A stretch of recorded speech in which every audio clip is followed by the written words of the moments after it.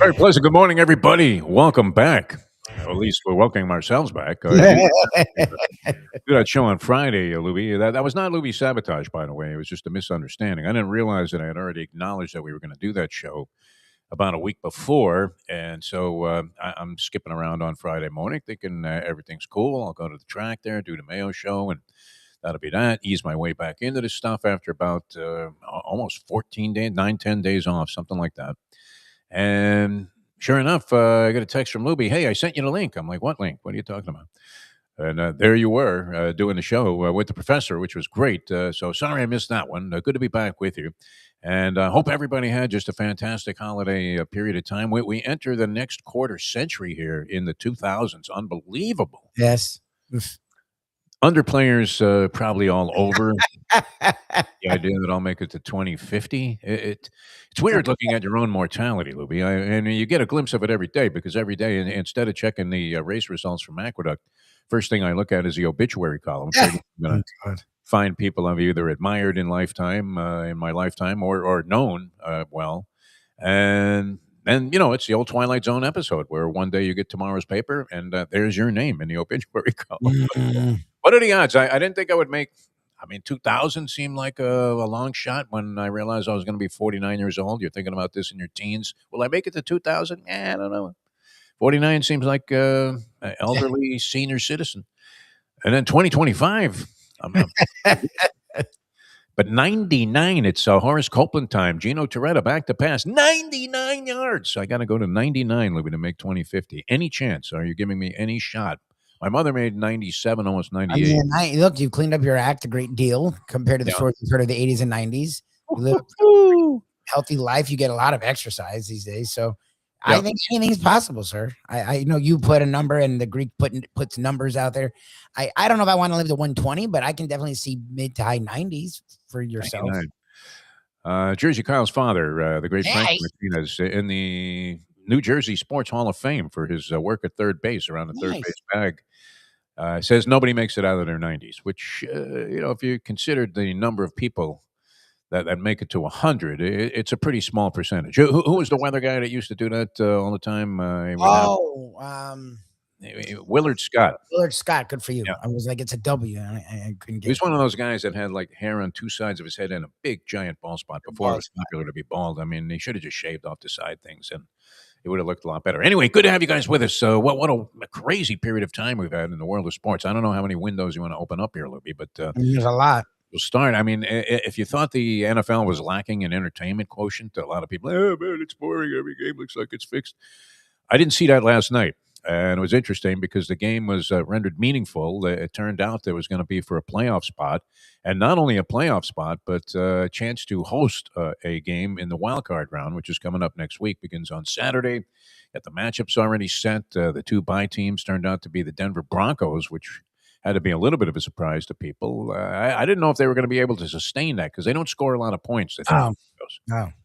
Bo Nix, for as highly touted as he was last year, I don't know that he made the same kind of progress that we saw from Drake May. Certainly, the New England Patriots offense looks far more dynamic than anything that we've seen from the Denver Broncos. Defensively, though, Denver's right there, and they achieved the number 1 seed. Sean Payton, wow, turned around a miracle.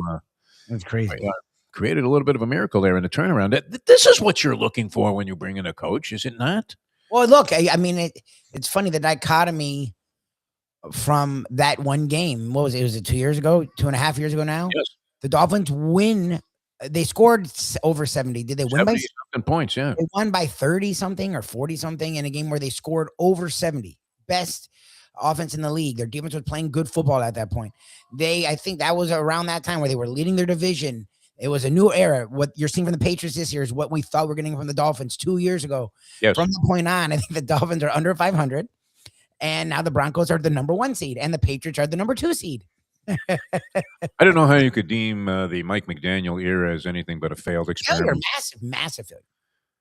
I understand, and 7-10, these kind of results are just absolutely pathetic. You can't have this in your 4th year. No. Where Sean Payton, that's a great illustration, Lubie. 2 years ago, you're getting hammered here by the Dolphins with Sean Payton as your coach. You work in a new quarterback since then. a guy that you drafted that was a very suspect draft in terms of Yes. thinking that there were franchise quarterbacks available, generational types. And then on top of that, you have a complete reversal of form where Mike McDaniel has taken his team and buried them back into a sub-sea of mediocrity. And Sean Payton has taken his team and elevated them to the number one seed in the AFC in a year where we saw quite a few surprising failures as well.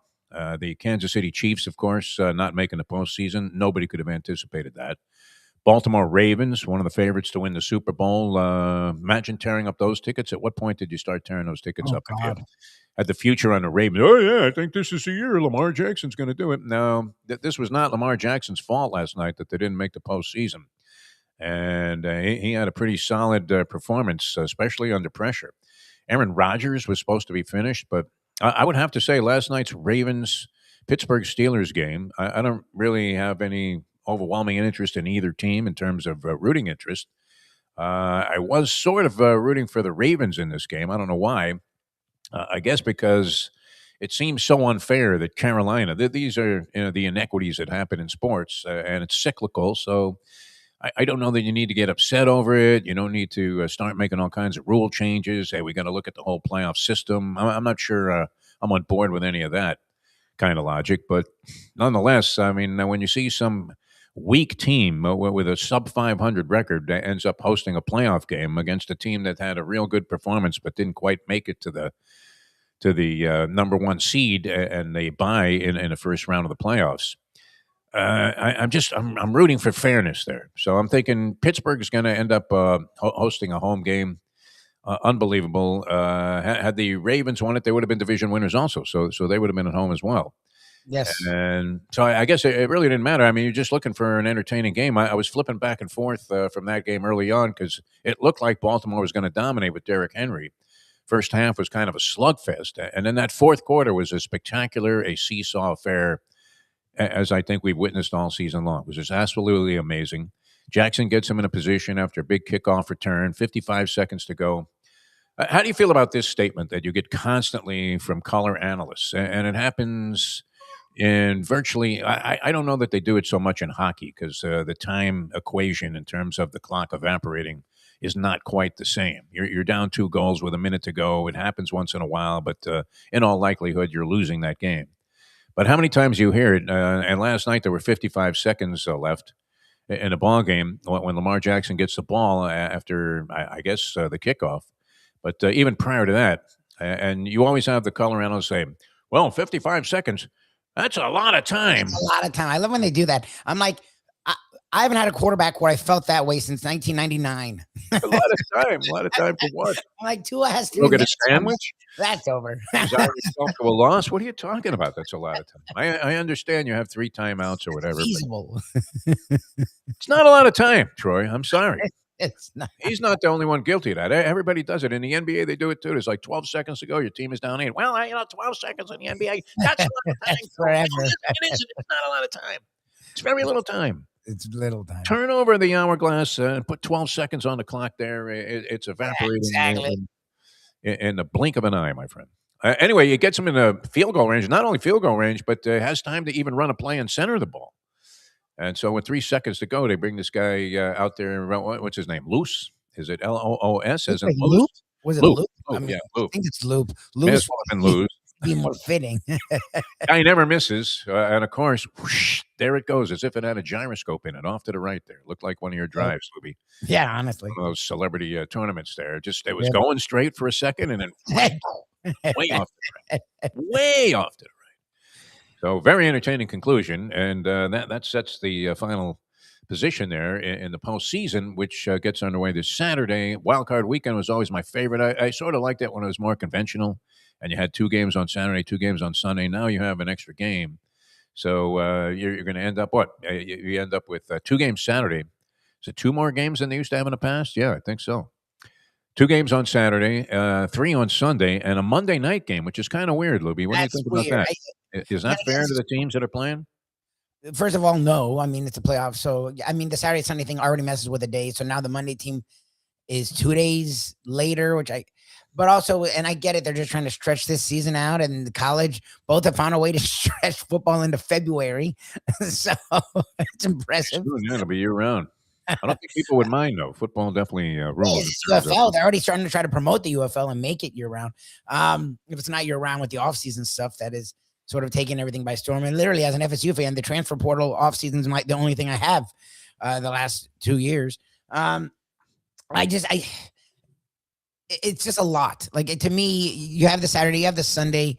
It's okay that seasons come to a close and new seasons open. Like it's something you always say. It's like just because it's the off season, and friends of ours have talked about. You can talk about other sports. We've made it so like no, it's just football. We can only talk football. Football's all the time. It's over. You run the draft. I mean, it's like Pro Bowl.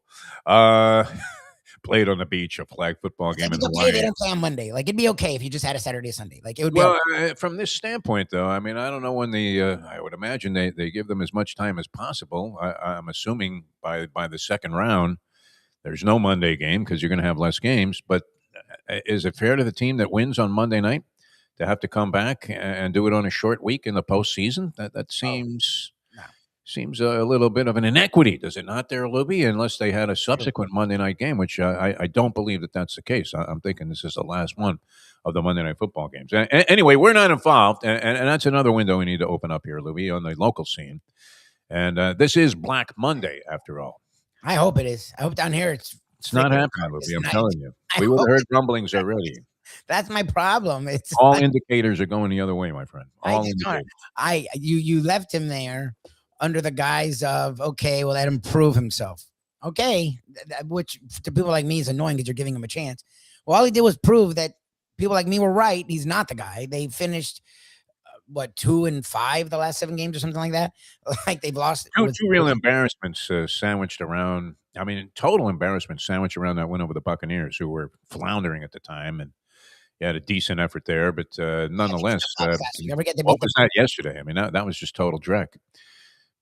Total dreck. I mean, get blown out like that by a New England Patriot team that still had some incentive, thinking that they might end up with the number 1 seed. So they had a reason to try and pour it out.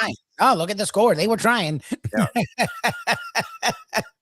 They had to. They had every reason to believe that there was a shot. I guess the Chargers really had nothing to play for in that game, so they rested Justin Herbert. Yep. And essentially handed the Denver Broncos the number 1 overall seed in the AFC. So let's take a look at a few things here before we get into this whole McDaniel. It is Black Monday. We already had Raheem Morris get canned. Yeah. Are the Falcons sorry that they didn't hire Bill Belichick, who was supposedly sitting there as maybe the only other guy besides Morris? That they must have never wanted Belichick. Remember, there were so many rumors that, he's going to get the Falcons job, Belichick, a couple of years ago. And you're thinking, who in their right mind at that time would take I don't care if you thought that Belichick was a shot fighter and he wasn't doing well with personnel or whatever, and maybe he was some guy that was impossible to work with because he wasn't going to take any advice from any general managers. He was going to call all the shots, wanted complete control. So, some of those issues would be legitimate. But would you ever in your lifetime think, hey, I had a chance to hire Bill Belichick or Raheem Morris? And you would say, you know what? Raheem's got some really good qualities. No way. Would Belichick have done better with the Atlanta Falcons? We have no way of knowing. Raheem Morris didn't do well enough to retain his job after 2 years, so he's gone. He's the first casualty of Black Monday. That happened. They're probably saying, what did we do? There's a guy now 5 hours away in Jacksonville that 2 years that at the time was the offensive coordinator in a place 7 hours away in Tampa that it's going to be a really good coach in Liam Cohen.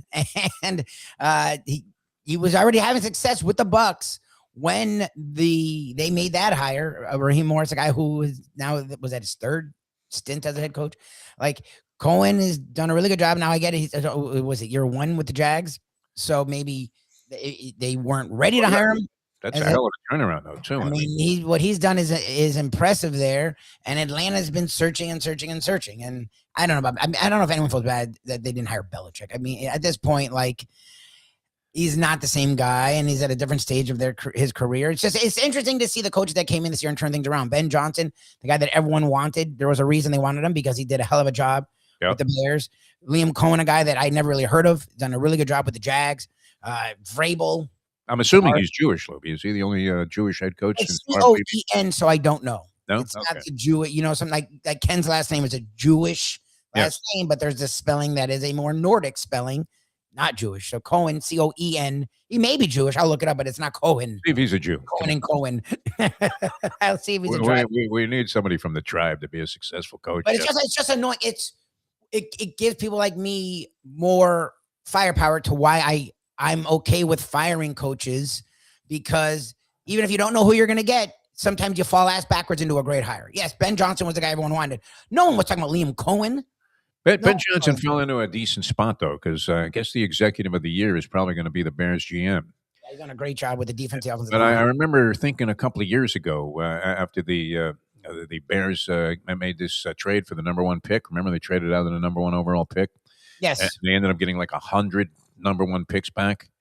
And they were in a pretty strong position. Their showing last year really didn't indicate the kind of strength and muscle they had in terms of draft capital and maneuverability under the GM, who was being praised for putting them in that position.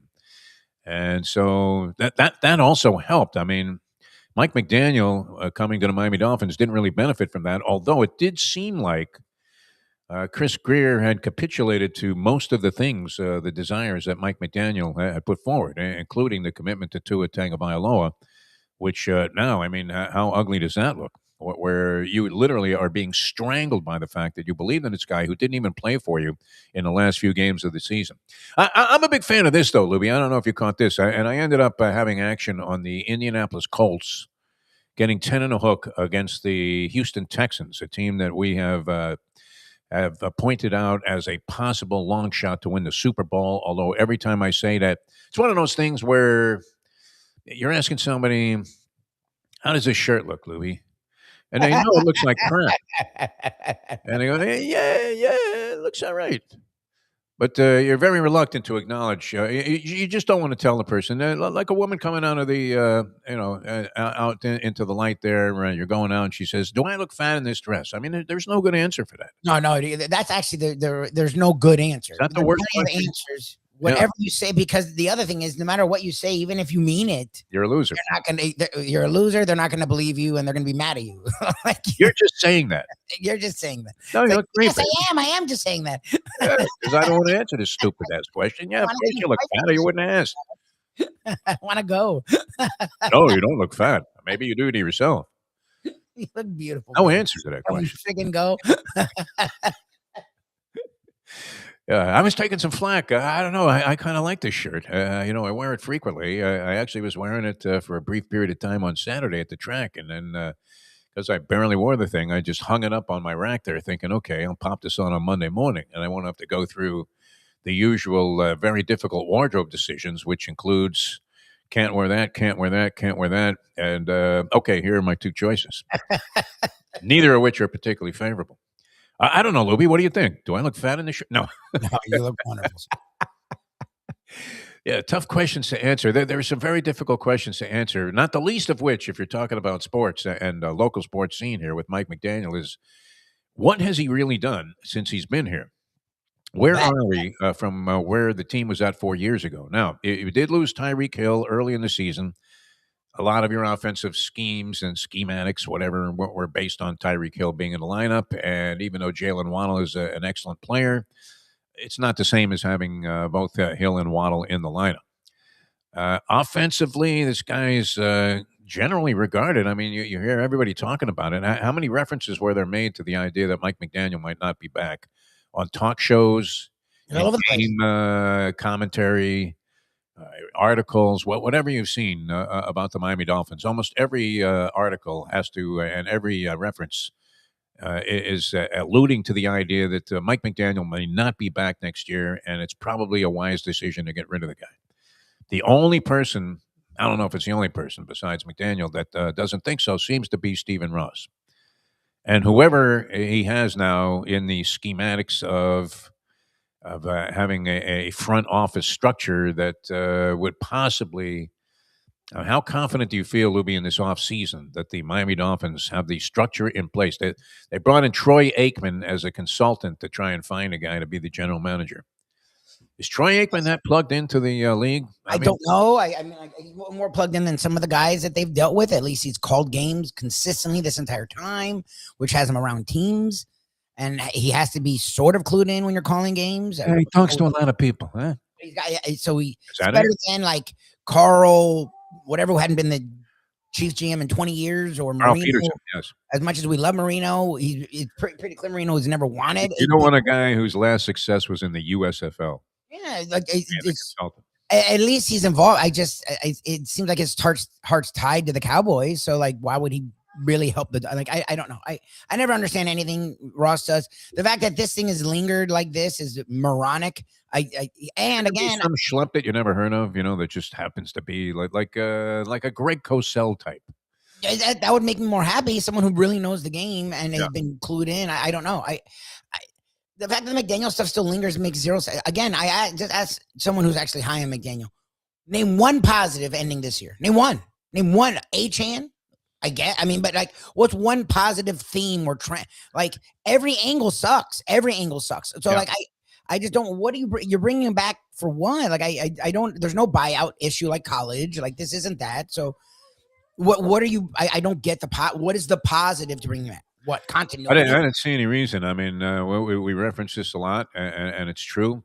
Worst job in all of sports: teaser horse at a stud farm. Second worst job right now has to be that poor woman in Guam who's working the boiler room for the Dolphins ticket office, and doesn't even speak the language, but is forced in whatever language she's well versed in, and uses as her main means of communication.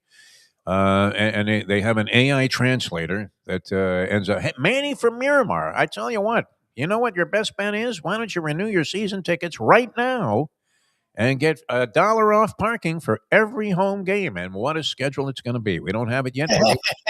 Like, what do you sell? Like, I don't get it. Like, nothing like going to a game in a blazing heat and watching your team just give a lackluster, we don't really give a flying one effort with inferior talent that you're thinking any minute now the blowout begins. You don't want that.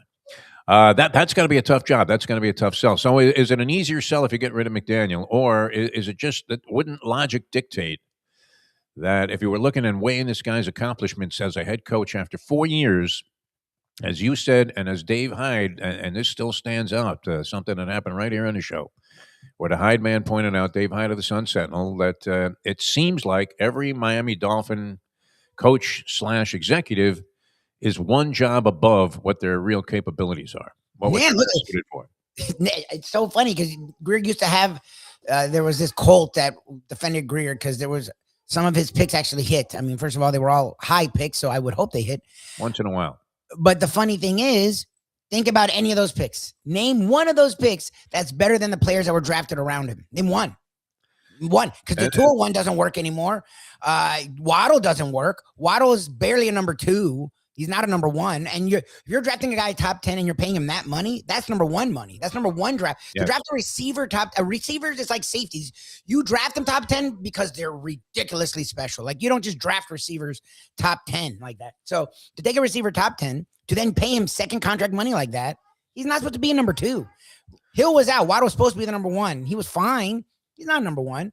So like, even the picks he supposedly hit on, he didn't. Chop Robinson's he went backwards this year. No one even knows. Where was he, man? He got chopped up. The kid this year they drafted in the first round. That again was a second, third round. Who did they even draft? I mean, I don't even know. Look it up. Kenneth Grant.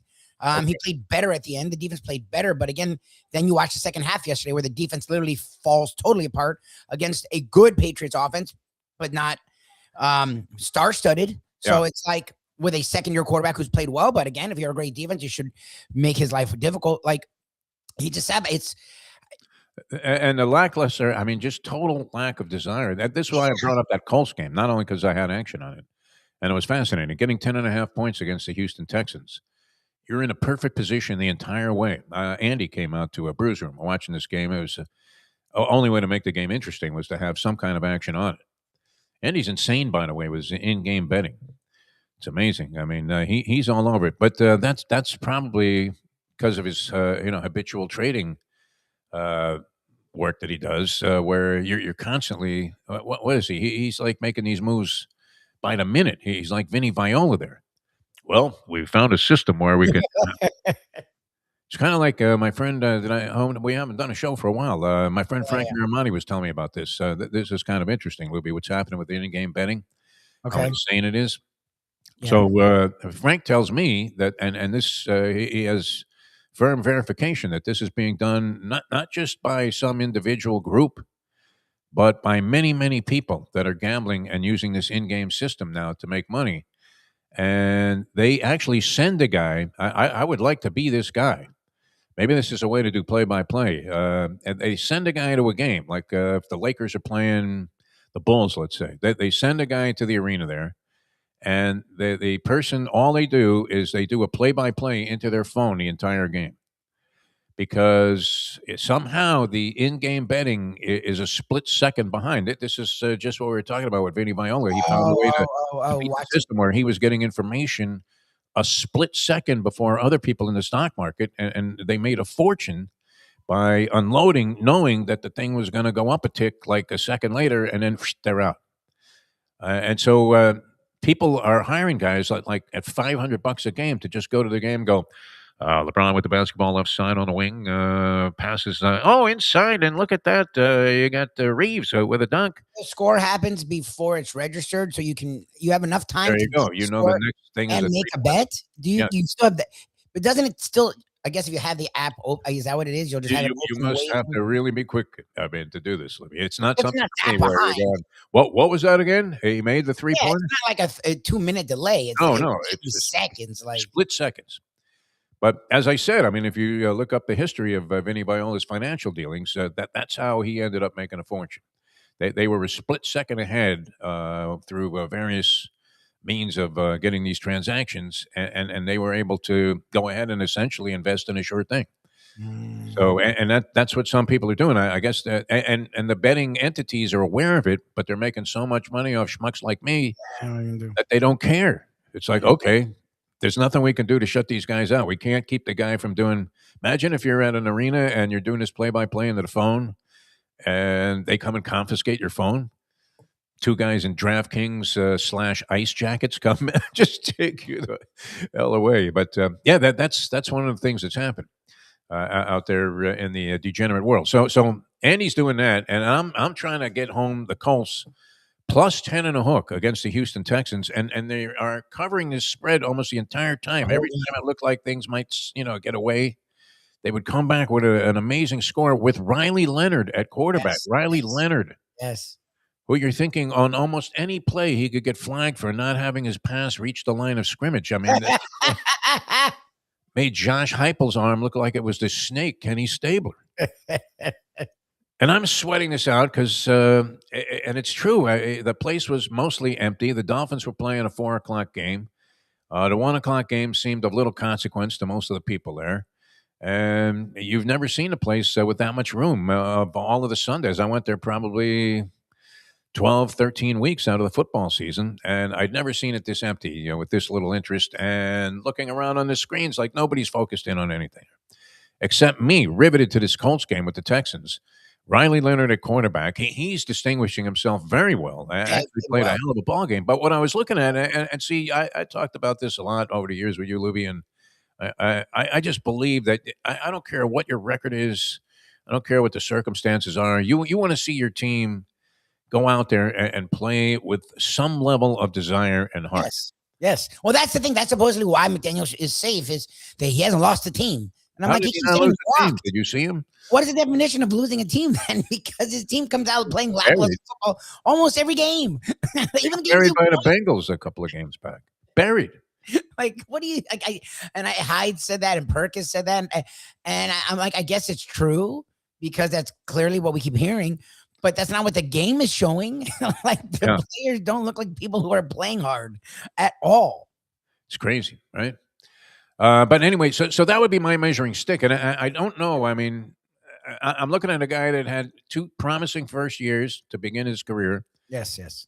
Looked like the Dolphins, at the very least, were going to always have an explosive offense with this guy. You saw the regression of Tua Tagovailoa as a quarterback. I don't know if that's on McDaniel or the player, maybe a combination of both. because if anything, you would have thought McDaniel was the #1 guy, and he infused more confidence after Brian Flores personally tried to destroy Tua Tagovailoa's, shatter his entire mentality and approach to the game. McDaniel could not have been a bigger advocate. It's kind of like you in your radio career, where in the beginning, I still remember this day when the program director, and he was only there for 3 days of the time we were working together, Ken Charles. Yeah, you didn't work with him long. That's so funny that you got the full Ken Charles experience, and you barely worked with him a week. 3 days, not even a week. Yeah, I mean, I got called in to do something that was not part of my job description. Work an extra 10 hours for nothing.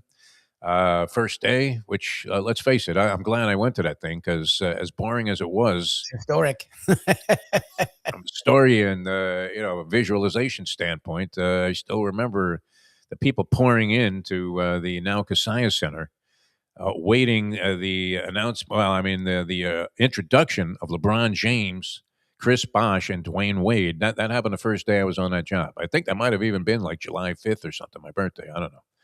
Maybe it was a little bit after that. It was early July, yeah, for sure. Anyway, the guy comes in. He doesn't even come in himself. This was a guy that was very authoritarian when it came to, he wasn't afraid to tell you, you blow and you're out of here. Oh, no, that's what he did. He did very old school radio / management techniques. Sends Jerry Hester in instead, the assistant PD at the time, who, if you were going to have a good cop, bad cop, that was kind of the setup there, where Ken Charles was the heavyweight. He was coming with the sledgehammer. And you didn't necessarily want him charging up the hallway because it usually wasn't to tell him, hey, that was a great show. I hope you can do that again tomorrow. Never good. Sends Hester in to tell me, never let Lubie crack open a microphone. Never. I was going to stay there. Like, what did they think I was going to do if I wasn't involved in the show? Sit there as a board op? I can't come. That's really interesting, DeForest. And then what are you going to do? Why don't you just keep talking? I'm not going to say a thing. So weird. The people in management don't know what works. I will never understand that. It's crazy, yeah. I mean, we were just getting started, so how did they even know what was going to happen? We were having fun, and people liked it. Early on, people were reacting well to it. So very well, yeah. So anyway, and of course, you blossomed into an integral part of everything that we were doing over the next 11 or so years. It was great. Nice little run there. And they still hated us, but for whatever reason, I don't know. I guess because we were doing good things. Yes, we didn't do what they wanted us to do. We weren't defiant, but we would slowly morph back into what we knew worked and knew they had no idea what they were talking about. So. Well, and, in many ways, it was high level stuff by comparison to any of the stuff that you got on the local scene. Not that we're beating our chest; it just was. I mean, it's different. Yeah, well, you always were talking to, the connections we had, the way that they enjoyed being on the shows. It was something that you could take a lot of pride in. The reason I bring this up, I mean, with McDaniel, you thought, okay, this guy, just let him do his thing and see what happens. Yes. And maybe it'll work out. And it looked like it was going to work out. But over the last 2 years, you've taken such, not even giant steps. These are quantum leaps backward. Yes. Because you're also nowhere after 4 years. It's not like you're sitting there going, oh, well, geez, if Hill hadn't got hurt, this team would have gone to the Super Bowl. No, far from it. No identity as to what it is you're doing. Your $50 million quarterback is riding the bench. And there isn't even much of a movement to bring him back into the starting lineup. Is there, Lubie? I mean, do you hear the people on the streets, or are they going, you know what, they really ought to put Tua back in there? No, it's the opposite. Everyone's just assumed he's done. I hope they find him face down floating in a canal somewhere off the intercoastal. Hard to fathom a trade. If they let go of him, it murders them financially. And he was so bad in people's mind that it's already done. Incredible. Yeah, you think you're like El Pescador, the fisherman. You're going to find Tua just floating out there in the ocean a few miles away and create quite a stir there among the public about whether he should be here or in Cuba. So you're nowhere. I don't know. I don't think he's going to get fired. Everybody seems to, the sense I'm getting, which is just a consensus of things where different people are reporting this, that, and the other thing. It does seem like that there's an inclination, I think, on the part of Stephen Ross to bring this guy back. So that won't be part of Black Monday. I don't believe. Mike Vrabel, clear-cut Coach of the Year, Louis. Is there any question about that? I mean, Mike Vrabel, Ben Johnson. Does Peyton deserve consideration, or is there some? Sean Payton, the Broncos were an okay team too. and they still their offense is and they're winning with defense and being smart. I mean, those are the three. But yes, the Patriots went from a four-win team to the number 2 seed and not making huge deals. It's not like they make blockbuster deals. They just were smart in the offseason. Yes, you would think he would probably be coach of the year. Interesting. I mean, you can make a case for a lot of guys, but the case I would make for this Shane Steichen, right, Indianapolis Colts, is that even though they had no chance whatsoever, essentially on paper, with Riley Leonard at quarterback to compete yesterday with the Houston Texans, a sleeper team to win the Super Bowl, they're playing their eyeballs out trying to win this ball game. I did not see that from the Miami Dolphins on a number of occasions, and therefore, Lubie, as Mark Cuban would say, for those reasons, I'm out. Sayonara, Mike. Interesting guy at first, but it seems to be.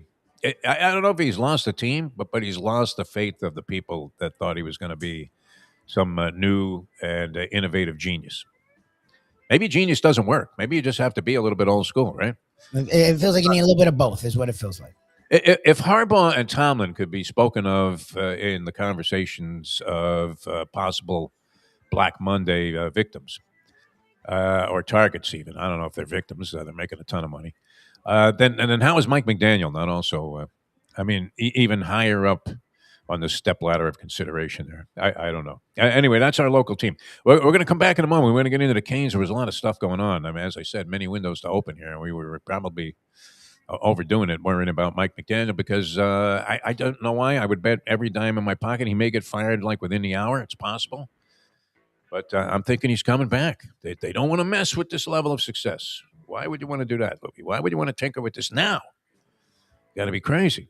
And how does he line up in training camp with Tua like 5th on the depth chart?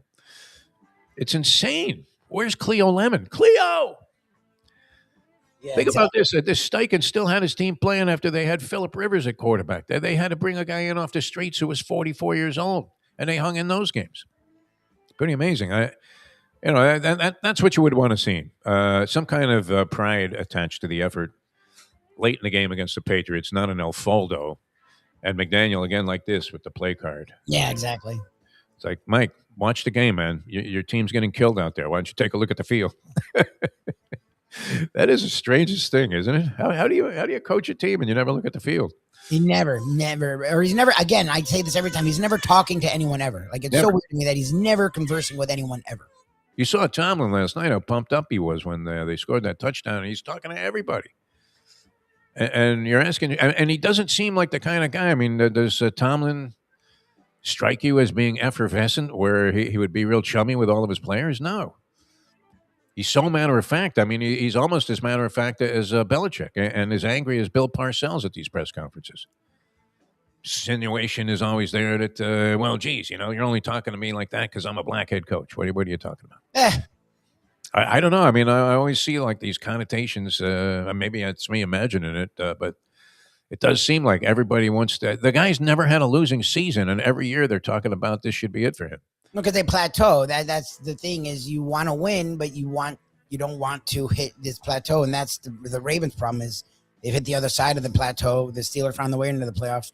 Yeah, I don't know. Again, as a Dolphin fan, you wish to have coaches like that. Yeah, I mean, imagine. So somebody that can actually win consistently with less talent than you possibly had on your roster. Anyway, I saw somewhere somebody referenced that the Dolphins starting lineup and the players they had would not make a USFL roster back in the day. Oh, Jesus. The guys they had out there yesterday. So not a lot of hope. All right, Canes still alive. A lot of action on this. I know the professor has a little taste going at like 20-1. Did we miss? Did we completely whiff on this, Lubie? I mean, I believed how I felt, so I don't feel like I whiffed. But yes, I was vastly wrong in every opinion I had about you. They mow down Texas A&M. They mow down Ohio State, and then we have to get into this whole Ryan Day thing. My God, there was a rumor adrift that Ryan Day was going to be the Giants coach. Is that even? That was just a fabrication. I wouldn't want him. The guy can't think for himself. He lets his pride get in the way too much. I wouldn't want him near an NFL roster. How condemning is it that when you decide to call your own plays at Ohio State, that your team turns in one of its worst efforts of the season on the back of also laying an egg against Indiana? Unbelievable. with supposedly the far and away like the best talent we've seen since that '83 Nebraska team, where Irving Fryer was a scrub. All right, we're coming back with more in a moment. We'll talk about the college football playoffs, what's going on there. The Hurricanes still very much alive on the local scene here. That's a lot of fun. And many other things happening on Black Monday here. Good to be back with you. Any other coaches? What do you think? Who else is in trouble here? McDaniel, Aaron Glenn, they're going to give him another year, right? After this 3-14. They've already said they are. I mean, I guess it's not his fault, really. Mike McCoy, is it McCoy in Tennessee? Tennessee, horrible season. Not much development out of Cam Ward. I guess he showed in spots what he's capable of doing, but not enough. Pete Carroll's got to be gone, no? Las Vegas, they're not going to bring him back. That'll be a mutual parting of the ways where Pete just says, for the good of the team, I've decided to move on, something like that. And John Gannon with Arizona. What chance does he have of coming back? I don't know. They just keep – it's a cycle there. Yeah, I mean, they can have virtually Officer Bill Gannon coaching the team, and it wouldn't matter. It's a Dragnet reference, probably archaic. All right, so we'll be back with more in a moment. I'm Jeff DeForest. That's Mike Lubie. Glad you guys are tuned in. Say hello on the chat line so we know that we still have a pulse here, and we'll be back with more in a moment on that. The time. It's 8:45. Hey, folks, Tony Segreto here. Let me ask you a question. What do you look for when you go out to eat? Good food, obviously, friendly atmosphere, not too loud, but good energy, reasonable prices, and a place where you feel comfortable. All those ingredients, no pun meant there, are hard to find unless you're talking about the Texas Roadhouse. You see, they encompass all of those attributes. Really, really good food, amazing atmosphere, good for a family, good for a date, or just a night out for yourself, and prices that will make you extremely happy. Their ribs, unmatched. Steaks, hand-cut every day. Everything, and I mean everything, is made on site, including their incredible bread. It's the one day, folks, that you can forget about low-carb diets. Trust me when I tell you, Texas Roadhouse, your restaurant, your destination when you say, where should we go and eat tonight? From the newly renovated sports bar to the beautiful bayside views captured at the Tiki Bar, Jimmy Johnson's Big Chill has it all. Located at mile marker 104, the Big Chill also offers waterfront dining while experiencing breathtaking sunset views of the Florida Keys. It's simply the hottest spot in the Keys to cool off. That's Jimmy Johnson's Big Chill at mile marker 104 in Key Largo. For more information, call today at 305-453-9066. Joe Bees. The bees collect the pollen, bring it to Joe, he packages it, and he gets it to you. It's simple, 100% natural, and it's good for you. There's only one place to get Joe Bees, and that's from me. Joe B. If you want to look and feel good, call 877-300-5632. She hit the daily. Very calm. Think it through. If you need a little help, don't gamble in anger. I get a panicked phone call, and he says, "Do you have any extra cash?" I go, "Yeah, I brought money with me to Atlantic City." He goes, "Well, I can't get any more out of the card because the Mustang went wild and emptied the daily allotment of cash." Double nickels, man. She went for a nickel on her card and a nickel on mine.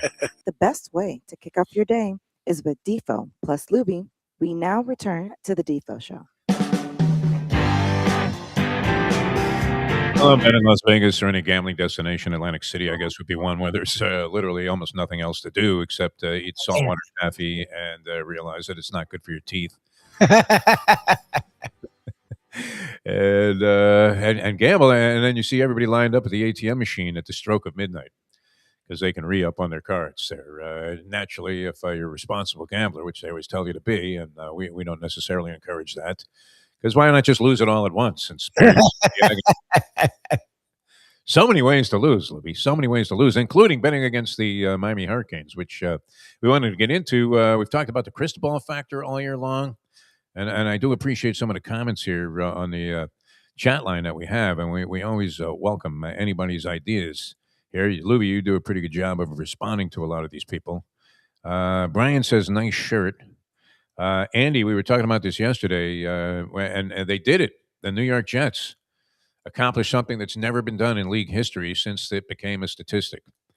They went through the entire season, now 17 games. We're not talking about 12 games in a leather helmet. We're talking about 17 games, Libby, the entire season with a big, fat, round number in terms of interceptions. They got no interceptions on the year. It's never been done. He's a defensive guy. They didn't get one interception by accident. Quarterbacks just fling stuff by accident. some lineman pops one in the air, and your guy happens to catch it. It bounces off a helmet like it was David Tyree. Oh my God. By accident, you have to get at least as a team. Not talking about one guy. Yeah. As a team. All right. How do you have no interceptions in 17 games? What does that tell you, Lubie? And like you said, Aaron Glenn, Mr. Defense. This was a guy that Detroit defense was overwhelming. Yes, they would lose a guy, and the next week a guy would come from. He played for Alcorn State as a corner 4 years ago, and then he would like be in the playoffs, winning them a game. Like, yeah, he was amazing at being a defensive mind. That's weird. Oh, Sheldon said nice shirt. Sheldon said the nice shirt. Yeah, nice shirt. Thank you, Sheldon. He's a man of taste and means, so I definitely respect that.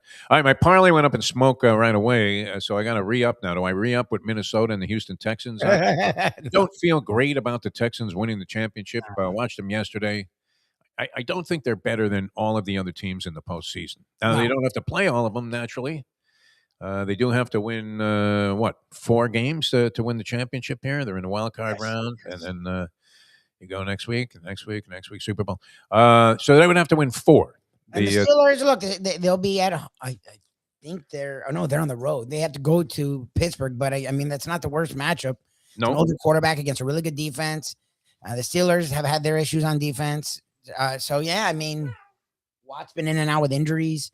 I guess it's doable. I just don't see them going all the way. I just that's my problem. It's just hard.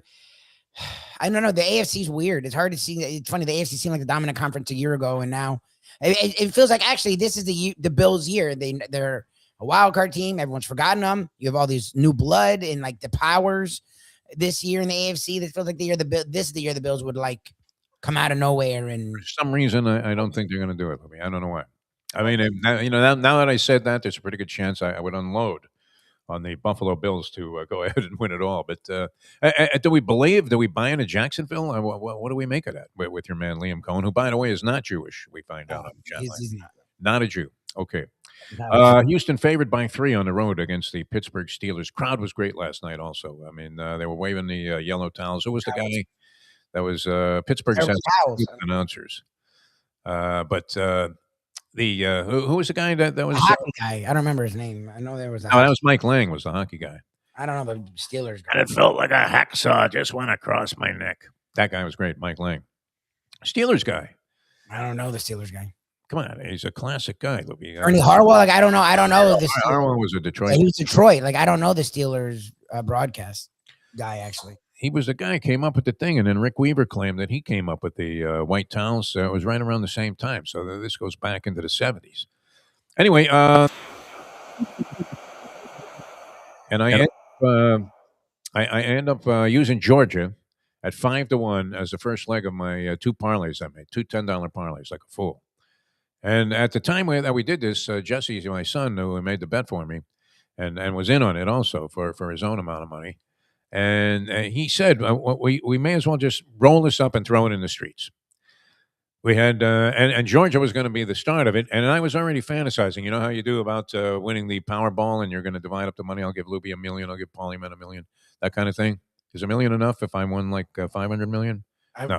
I don't expect anything. Would you get $1 million from a guy and then still consider him a cheap effing bastard?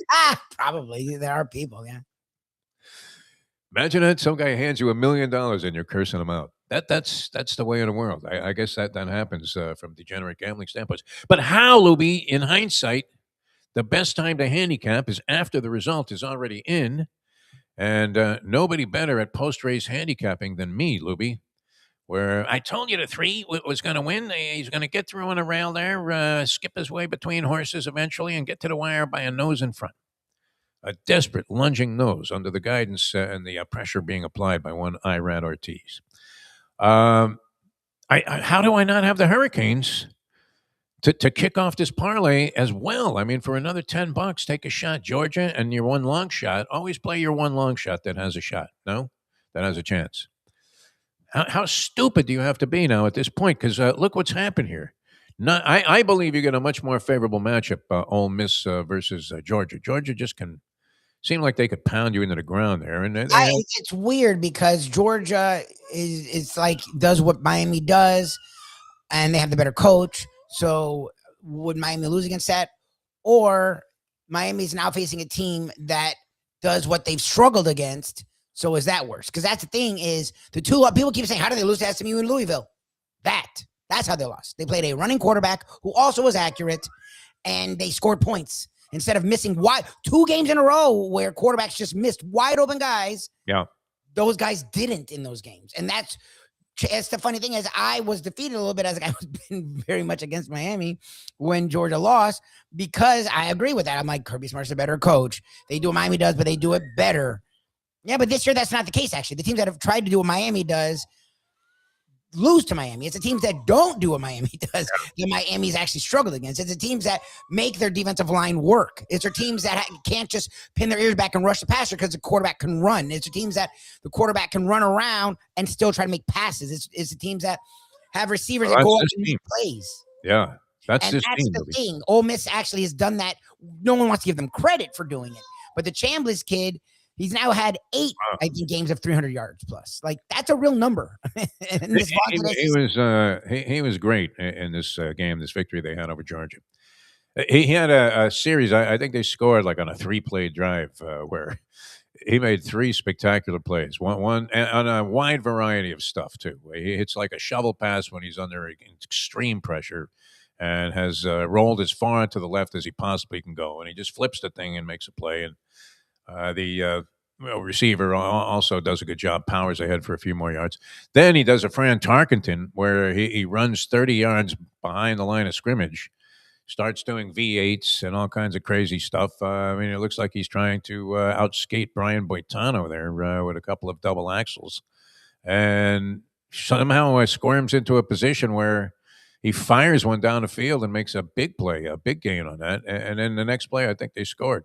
And this was also on a nice pass by Chambliss. So, kid, if that's your scouting report, Lubie, that teams that have this kind of quarterback, colorful, sort of innovative, and able to do Mahomes-like type of stuff on the run, are going to give them problems. I could see that, right? When you're essentially counting on just overwhelming your opposition there because your D-line is much stronger than... And they have a big, strong back.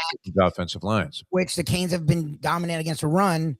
The Ole Miss has been able to run the ball with Lacey very, very strong. I would lean Miami. They're the favorite in this game just because of who they've had to beat. The fact that they've just done it with sheer will and physical force versus a team that just... I mean, Cristobal, Cristobal has stayed out of the way. It seems like you would out coaching Ryan Day, by the way. We talked about it last week. Got out coached in a game, though. 2 weeks ago, I really believed that Ohio State would win and win easily. My thinking was Ryan Day would do what he did last year, where he got punched in the mouth by a team that was physical. He'll learn and he'll just use his talent advantage and just blitzkrieg them. No, he saw a physical team and tried to out-physical them again, which is weird. This Ohio State team isn't built that way. Like, they're built to just beat you, run up and down the field, try almost Miami Hurricane style, like the 80s. Like, they have so much speed and talent that by the time you're ready to push them around, you'll be down 2-3 scores. Like, Ryan Day, no, he's not going to beat Mario Cristobal at being physical. Like, he's not. Like Ken talked about when I was with him Friday, he talked about on Mayo's show and with all of us, like, Cristobal is really good at coaching up physical. He did it at Oregon. He's doing it in Miami. And Ryan Day, for some reason, wants that to be the case, but he hasn't won with that. So it's like he keeps going to that well in these games. Sugar Ray Leonard going toe-to-toe with Roberto Duran in Montreal. Didn't work. Good fight. I mean, put up an effort, but ends up getting smoked, losing one of the biggest fights ever in terms of anticipation going in and people's interest in knowing the result. Comes back the second time. Now Duran was training on Pink's hot dogs, I think, before the fight. He might have been eating a couple of Lucky Dogs. That was in New Orleans. You think he stopped Duran on his way to the arena and had 2 Lucky Dogs? 2 Lucky Chili Dogs would be more than enough to impede any chance you had of beating Sugar Ray Leonard when he decided, this time I'm going to dance. And that's what Ryan Day needs to do. Never mind this. But look, and then that obviously was some AI hoax then, where I saw that Ryan Day, I sent a text to my friend Mike. Mike Jones, Giants fan. I mean, he literally bleeds Giants blue, and very sad. And he was optimistic about things he saw this season. That's how much of a Giants fan this guy is. Oh well, see, that's the thing is, And it said he was going there though. It said Ryan Day was going to be there. Ryan Day. But the Giants are in a place where you can feel optimism. It's right or wrong, I don't know. But Scatterbo, Jackson Dart, they can stay healthy and learn to not play like a linebacker. Like the defensive line is freaking loaded. Yeah.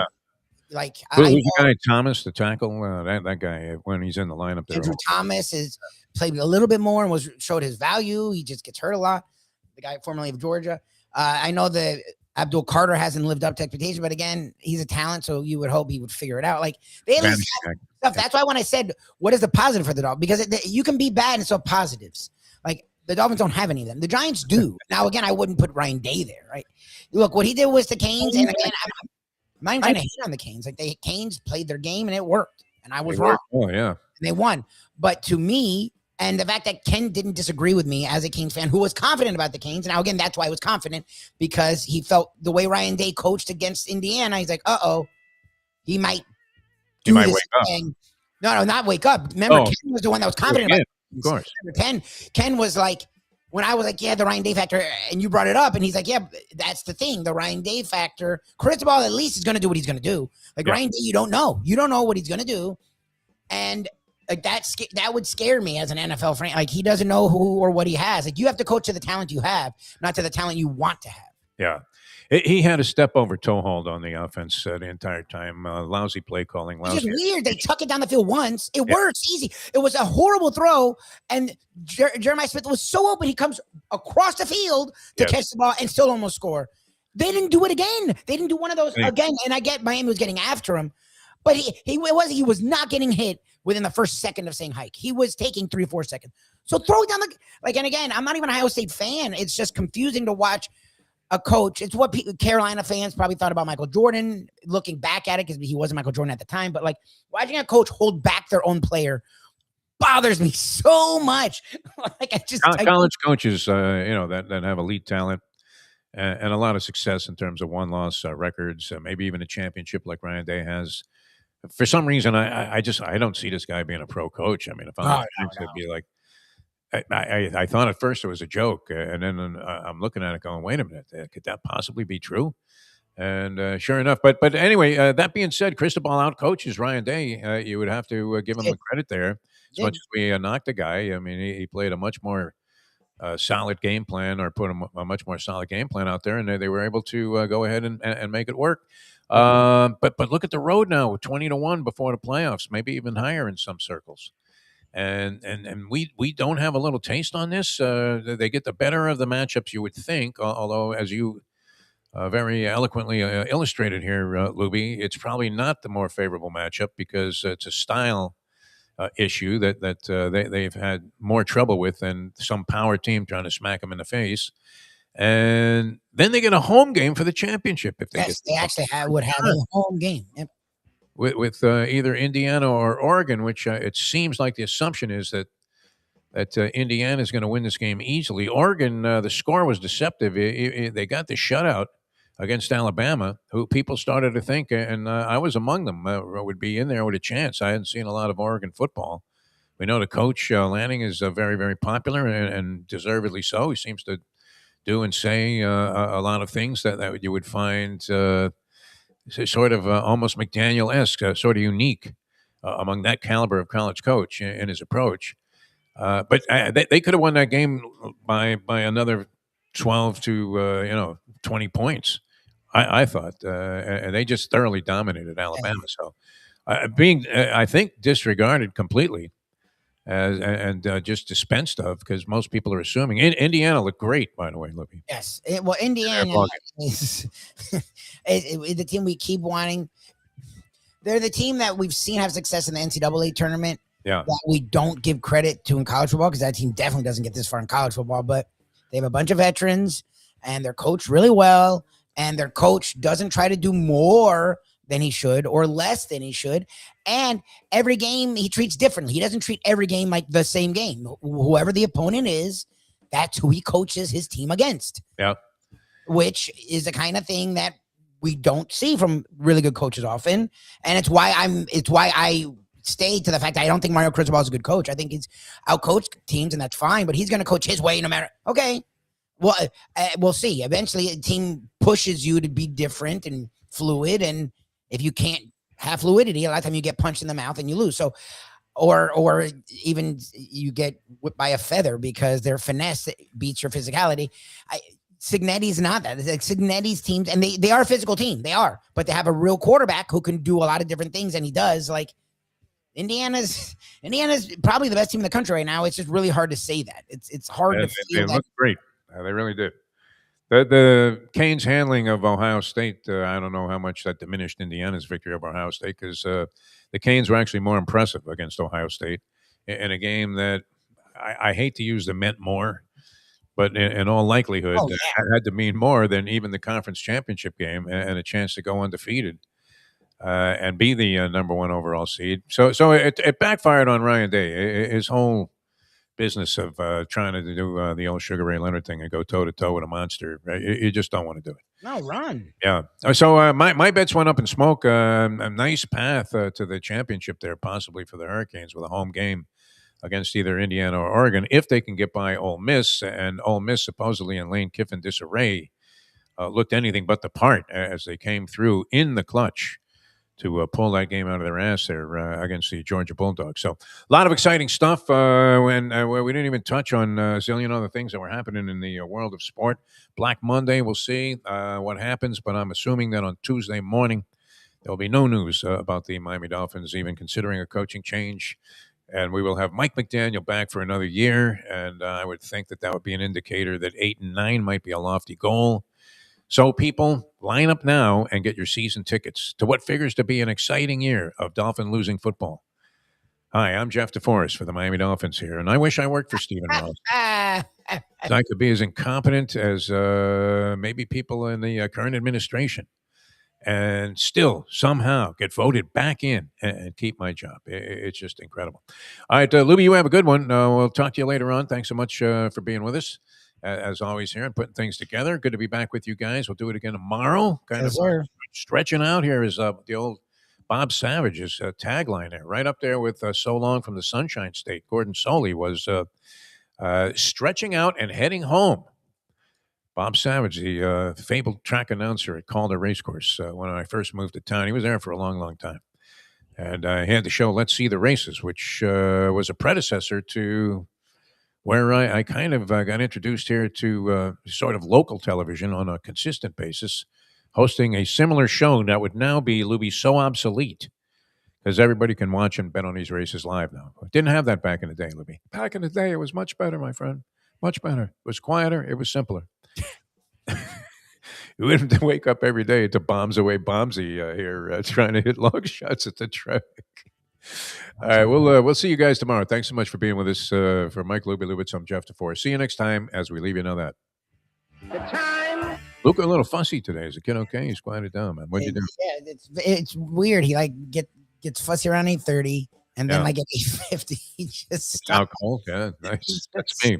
I'm like, now you do that? I could have used that. Happens when you're a baby, and it happens when you get older, man. I guess. You're raring to go, ready to party, and you come home, lay down for a second. Next thing you know, you wake up at 7 o'clock. All right. See you guys tomorrow. Thanks for being with us. We'll leave you know that. The time is 9:07. Let's go to eat a damn snack.